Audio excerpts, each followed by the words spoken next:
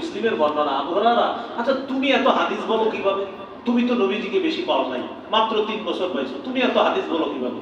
তোমার চেয়ে অনেক বেশি নবীজিকে পেয়েছে এমন সাহাবী আছে, তারা তো এত হাদিস বলে না, তুমি বলো কিভাবে? আবু হুরায়রা রাদিয়াল্লাহু তাআলা আনহু বললেন, আলা মিলই বাতনি, আমি পেটে ভাতে নবীর ক্লাসে পড়ে থাকতাম, খানা পাইলে খাইতাম, না পাইলে খাইতাম না, কিন্তু ক্লাস মিস করতাম না।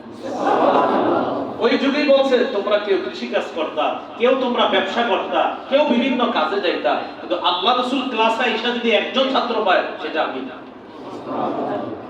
এই সাহাবীর নাম কি? আবু হুরায়রা। তিনি কিন্তু শুরুর দিকে অত মেধাবী ছিলেন না, শুরুতে তার মেধা বেশি ছিল না। এই ব্যাপারে একটা সুন্দর ঘটনা শোনাবনি আপনাদের। সহিহ বুখারী 119 নম্বর হাদিস।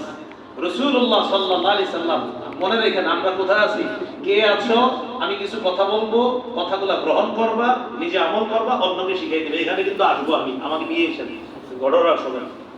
সহিহ বুখারী 119 নম্বর হাদিস।